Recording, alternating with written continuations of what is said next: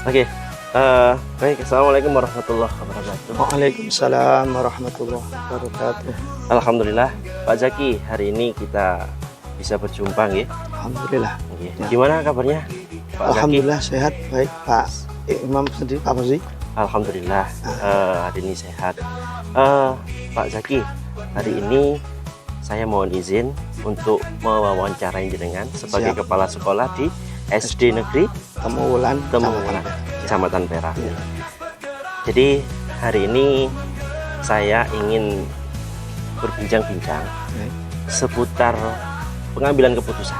Siap. Oke, pengambilan keputusan ini nanti ada 8 pertanyaan yang akan saya ajukan kepada panjenengan. Saya jawab sebisa semampu saya. Betul, nggih, siap. Mohon izin ya Pak ya. Monggo. Oke, siap. Silakan. Mungkin kita masuk ke pertanyaan pertama. Oke. Baik, Bapak selama ini bagaimana dalam mengidentifikasi kasus yang merupakan dilema etika atau rujukan moral? Baik. Nggih. Terima kasih Pak Imam. Nggih. Dilema itu kan berasal dari dua permasalahan. Nggih. Ya. Ini ketika ada permasalahan yang berbau dilema etika, ini langkah pertama yang saya lakukan adalah mengidentifikasi permasalahan tersebut. Ya, Nggih. mestinya ada dua nilai Nggih. yang bertentangan, saling bertentangan, benar lawan benar. Jadi Nggih. misalnya menegakkan aturan sekolah dengan kepentingan siswa, itu nomor satu. Nggih. Untuk kasus-kasus yang muncul yang ketidakpastian Nggih. berhubungan dengan ini yang cenderung kebujukan moral. Nah, Nggih. untuk kasus ini sudah jelas mana yang benar, mana yang salah. Salah. Oke. Jadi Ada hubungannya dengan moral saja. oh begitu. Kalau boleh saya simpulkan, berarti dari jawaban panjenengan tadi itu, kalau dilema etika itu kita dihadapkan dengan suatu kondisi benar dan benar, Benar lawan benar. benar lawan benar, betul nggih? Kemudian kalau rujukan moral itu kita dihadapkan dengan kondisi benar dan Dengan salah. salah. Terus nggih? Betul. Ya. Oke, baik. Kemudian Pak, pertanyaan yang kedua, kira-kira bagaimana Bapak menjalankan pengambilan keputusan di sekolah yang Bapak pimpin tentunya, nggih, terutama terkait kasus-kasus di mana ada dua kepentingan di dalamnya. Kepentingan itu sama-sama benar atau sama-sama mengandung nilai kebajikan. Dalam hal ini tentunya masuk ke dilema etika. Betul. Dipun.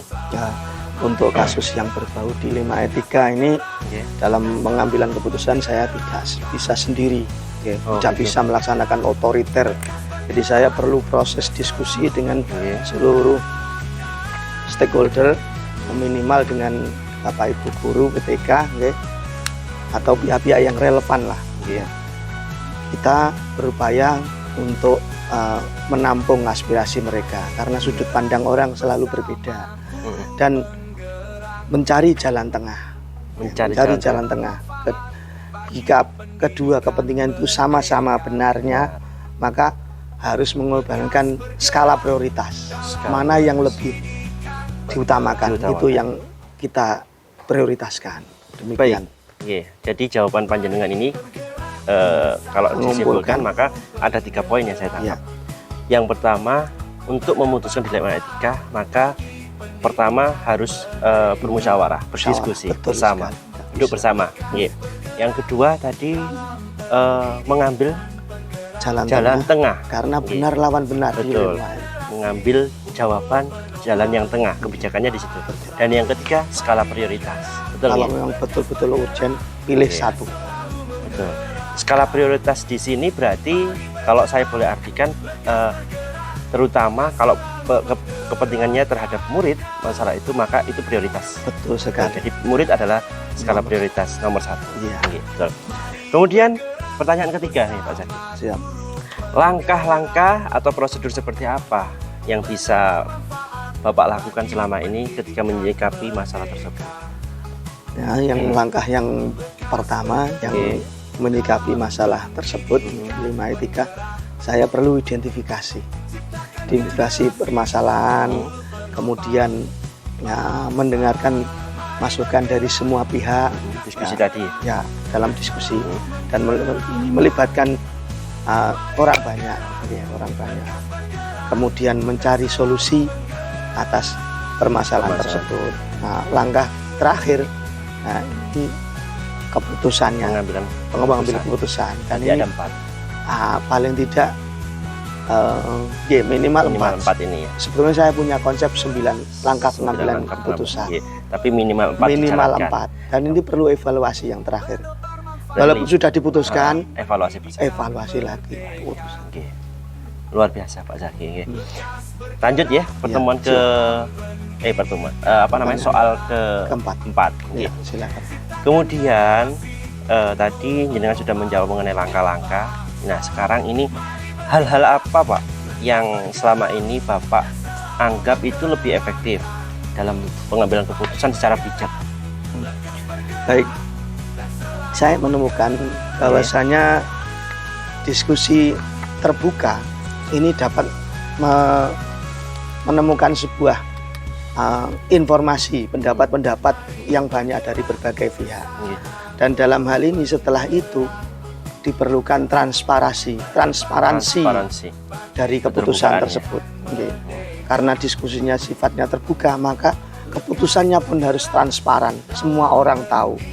Nah, selain itu harus benar-benar memahami situasi dan tidak boleh tergesa-gesa, terburu-buru dalam mengambil keputusan. Pertimbangan yang matang. Baik. Kata yang saya garis bawahi pada poin keduanya, transparansi. Karena ketika kita mengambil masukan dari hasil diskusi itu, maka keputusannya pun harus benar-benar ditekankan terbuka buat semuanya. Betul sekali. Dan itu akan baik hasilnya ketika kita insya Allah mencoba terbuka. Betul nggak nggih? Betul. Siap. Kemudian yang selanjutnya, soal berikutnya, hal-hal apa saja yang selama ini merupakan tantangan dalam Bapak mengambil suatu keputusan? Ya. Tantangannya. Okay. Baik, berbicara dengan tantangan, tentunya ini berhubungan dengan orang banyak dan kepentingannya pun berbeda-beda. Kepentingan orang banyak, kepentingan orang berbeda-beda. Terkadang ada pihak yang dirugikan, ada yang merasa diuntungkan. Disitulah tantangan utamanya. Namun menemukan keseimbangan antara kepentingan individu orang per orang dengan komunitas sesuai prinsip 4 prinsip itu lebih baik, maka diutamakan adalah yang terutama untuk siswa, kepentingan untuk murid. Jadi tantangannya adalah, yang saya simpulkan, tantangannya adalah menemukan titik tengah karena pemikiran itu selalu berbeda-beda. Dan setiap orang punya pasti pendapat. Ada yang nanti dirugikan, ada yang ada yang dirugikan, ada yang diuntungkan. Makanya kebijakan di tengah dan transparansi itulah sentral yang bisa memecahkan itu. Oke. Nah, itu tantangan. Luar biasa Pak Zaki. Kurang 3 soal lagi. Iya, silakan. Berikutnya, kira-kira apakah Bapak langsung menyelesaikan di tempat atau memiliki sebuah jadwal untuk menyelesaikan bentuk atau prosedur seperti apa yang dijalankan ketika pengambilan keputusan itu? Selama jadi kepala sekolah ini, apakah jenengan mindfulness-kan jenengan sebagai kepala sekolah dan siap 24 jam ketika ada masalah seperti ini? Baik, untuk kasus-kasus tertentu, apalagi yang mendesak, seperti masalah keamanan dan kepentingan siswa, maka saya cenderung harus menyelesaikan saat itu juga. Jadi tidak ada jadwal khusus. Namun untuk kasus yang lebih kompleks, saya harus menetapkan sebuah jadwal. Ada waktu, ada waktu tertentu dan ada kajian yang lebih lanjut, yang lebih komprehensif. Demikian. Betul. Jadi ada kembali lagi ke jawaban skala prioritas. Betul sekali. Siap. Betul sekali. 2 soal lagi. Kemudian faktor-faktor apa yang selama ini mempermudah atau membantu Bapak dalam pengambilan sebuah keputusan tadi? Walaupun saya sebagai kepala satuan pendidikan, ini saya tidak bisa sendiri. Nggak bisa sendiri. ada harus perlu dukungan, perlu Iya. dukungan dari semua stakeholder, semua stakeholder. warga. Ya, dari guru-guru sangat membantu. Mereka sering memberikan perspektif yang di luar perkiraan saya. Perkiraan. Nah, itu sebagai tambahan tenaga bagi saya untuk memutuskan, tambahan pemikiran. Itulah itu ya Pak ya. Ada teman-teman juga yang ikut. Ya, Ya, itulah sehingga- kekuatan kebersamaan sebenarnya. Betul sekali. Terakhir Pak, terakhir ini dari yang sudah Bapak sampaikan tadi, pembelajaran apa yang dapat Bapak petik dari pengalaman ketika pengambilan keputusan? Pelajaran yang saya petik karena semacam dilema etika ini. Kalau tadi bujukan moral itu sudah pasti, sudah pasti, dan saya harus tegas memutuskan. Tapi kalau dilema etika ini pelajaran yang penting. Pertama ini butuh kesabaran, kemudian empati, dan yang terakhir Kenapa harus empati? terkadang ini kehadiran lawan belas kasihan. Ini prinsip dari Masuk iya, ke prinsipnya. masuk ke prinsip penyelesaian pengambilan pengambilan masalah keputusan. Ya. Keberanian yang terakhir ini perlu keberanian dalam memutuskan pengambilan keputusan. Oke. Apalagi untuk situasi yang urgent harus cepat. Ya, kalau yang lain kan tadi butuh agenda, butuh waktu khusus. Oke. Baik Pak, luar biasa. Ini ilmu yang bisa saya gali dari panjenengan. Luar biasa. Sama-sama, Jawabannya Pak. memang benar-benar pada opsi yang harusnya itu dilakukan. Terima kasih Pak Zaki. Sama-sama Semoga Pak Imam. jenengan diberi kekuatan dalam menjalankan suatu tugas dan tanggung jawab. Amin. Semoga sukses. Terima kasih. Semuanya. Sama-sama. Terima kasih. Assalamualaikum warahmatullahi wabarakatuh. Waalaikumsalam warahmatullahi wabarakatuh.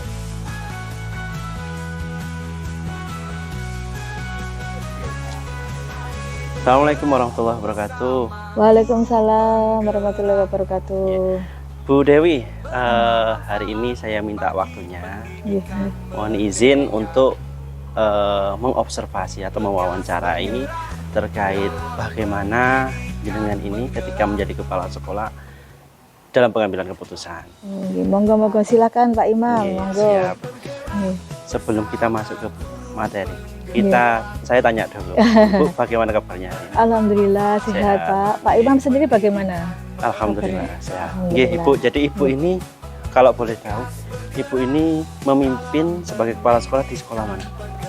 Saya kebetulan mendapatkan tugas sebagai kepala sekolah di SD Negeri Gelagahan 1 Perak, Pak. SD Negeri Gelagahan Gelagahan 1 Nggih. Perak ya. Iya, betul. Gimana perasaan Ibu selama menjadi kepala sekolah ini? Alhamdulillah selama ini saya senang dalam menjalani Senang, ya. tugas tersebut karena memang ya namanya pekerjaan tuh ya lingkungan kami nyaman Pak, Nyaman. terutama itu enjoy jadinya kita. Dengan kenyamanan tadi itulah yang Iya. membuat semuanya enak gitu ya Bu Iya ya. betul betul. Itu pertanyaan pemantik saja Iya ya. iya. Ini berikutnya ini Iya. kita baru masuk ke pertanyaan yang memang poinnya ada 8 poin pertanyaan nanti. Iya. Yang mohon izin saya untuk nanti bertanya terkait seputar ya termasuk sistem nanti bagian Iya. sistemnya panjenengan ketika jenengan memutuskan suatu perkara atau masalah Iya. di dalam sekolah jenengan. Oke, baik Ibu. Pertanyaan pertama, selama ini bagaimana Ibu mengidentifikasi kasus-kasus atau permasalahan yang berkaitan dengan dilema etika atau bujukan moral? Ibu. Begini Pak Imam ya, untuk kurang lebihnya saya mencoba menjawab. Siap. Biasanya saya dapat mengidentifikasi Oke. dilema etika ketika ada dua nilai atau kepentingan yang bertentangan. Oke. Misalnya saja antara menegakkan aturan sekolah dan mempertimbangkan situasi pribadi siswa. Kasus-kasus ini muncul ketika ada ketidakpastian moral dalam memutuskan mana yang benar atau yang adil. Yang adil. Iya. Saya juga memperhatikan apakah keputusan tersebut akan menimbulkan dampak yang signifikan pada siswa kami atau komunitas sekolah secara keseluruhan. Begitu Pak. Begitu ya. Nggih. Mohon izin menyimpulkan. Jadi sebenarnya yang jenengan sampaikan itu antara dilema etika dengan bujukan moral ini tentunya berbeda ya, Ti, ya. Iya, Kalau betul, Pak. bujukan kalau dilema etika berarti panjenengan nanti dihadapkan dengan dua pilihan. Iya. Tapi pilihan itu sama-sama benar. Iya, betul. Benar lawan benar. Lawan benar. Betul gitu ya. Pak. Nggih. Kemudian kalau yang bujukan moral itu jenengan dihadapkan dengan dua pilihan, tapi dari dua pilihan ini berbeda konteks. Nggih. Benar lawan Benar salah. lawan salah. Nggih. Betul ya? Nggih, betul Pak. Oke, berarti sesuai dengan jawaban tadi. Nggih. Kemudian Bu, pertanyaan kedua ini. Selama memimpin, bagaimana Ibu ini menjalankan pengambilan keputusan, terutama dalam hal permasalahan atau kasus yang di dalamnya ada dua kepentingan yang sama-sama benar, atau yang kita sebut dengan dilema etika tadi, ya. Nggih. Dan di situ sama-sama mengandung nilai kebajikan. Nggih. Pripun?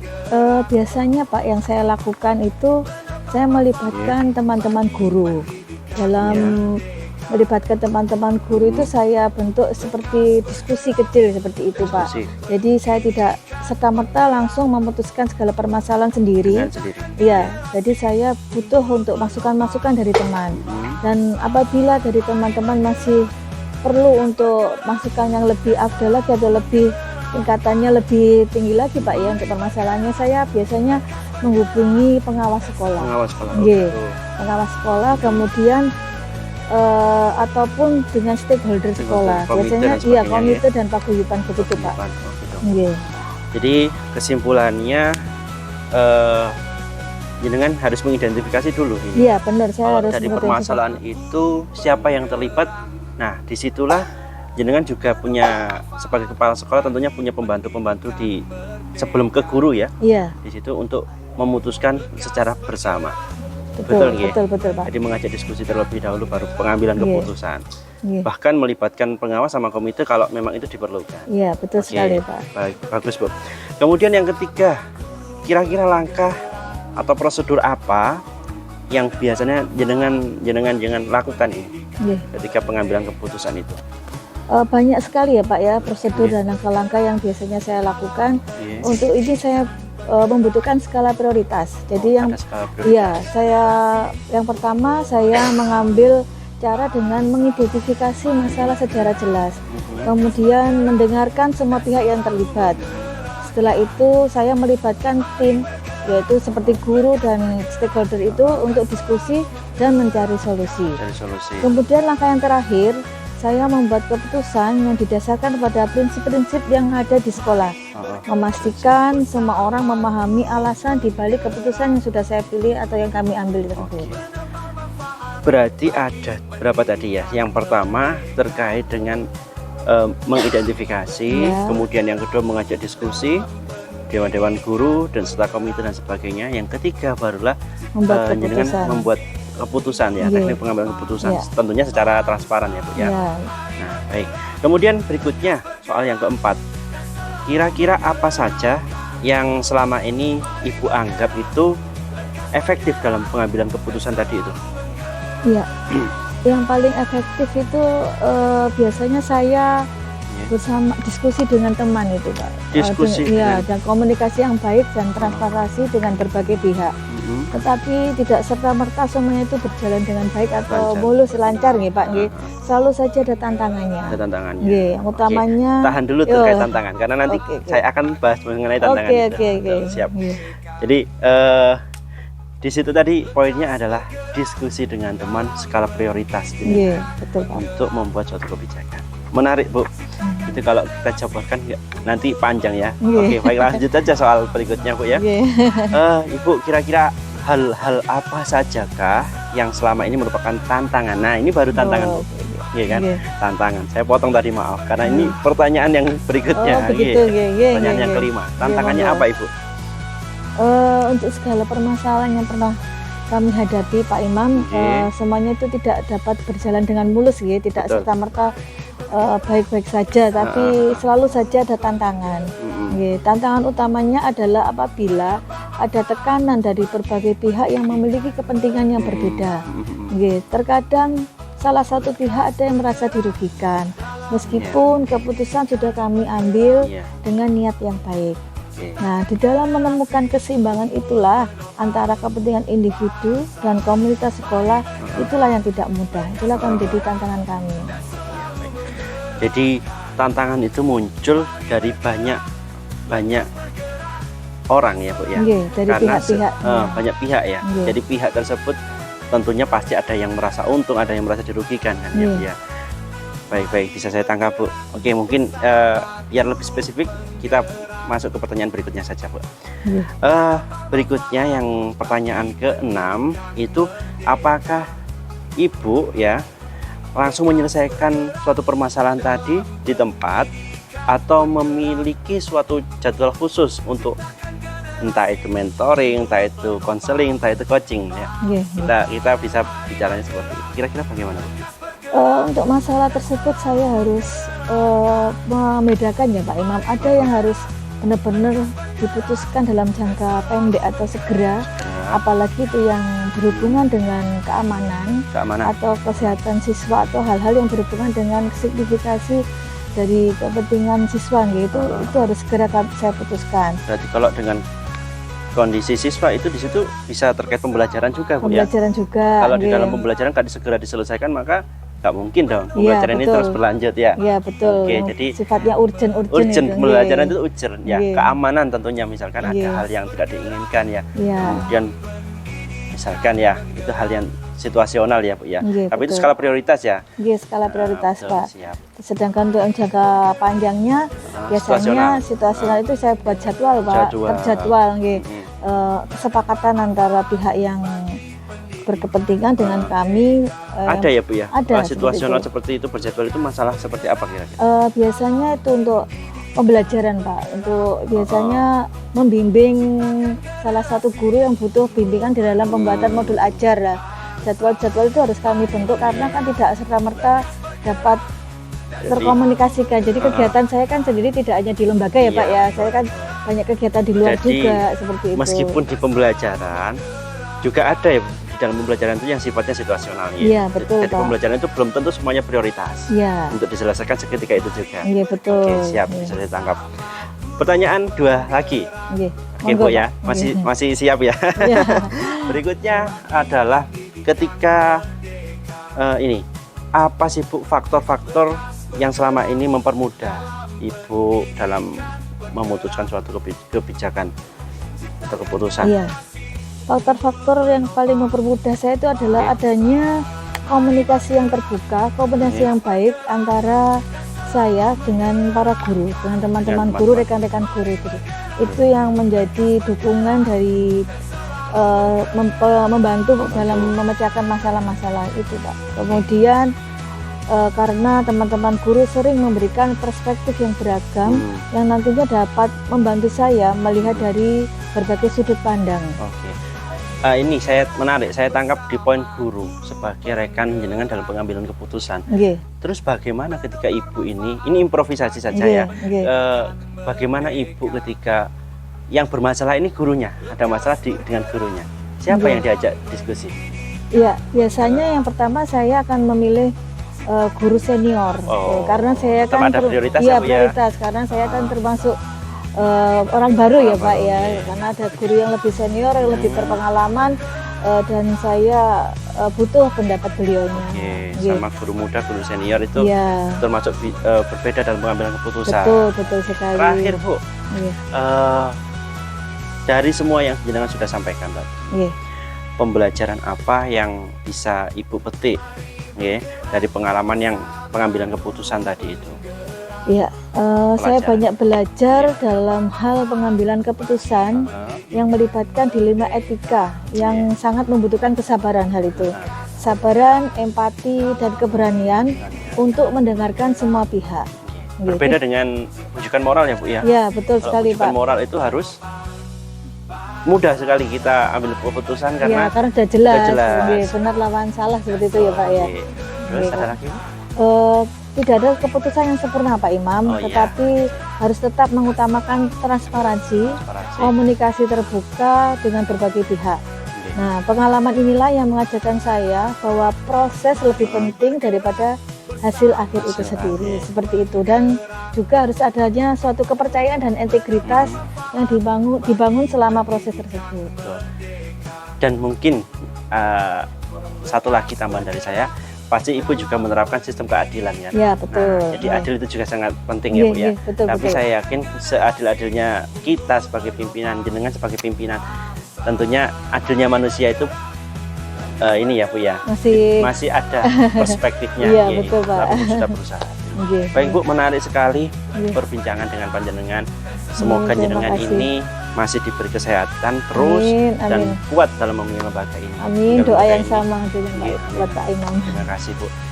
Cukup ya Bu ya. Terima kasih, sama-sama semoga lagi. bermanfaat. Amin. Assalamualaikum warahmatullahi wabarakatuh. Waalaikumsalam warahmatullahi wabarakatuh.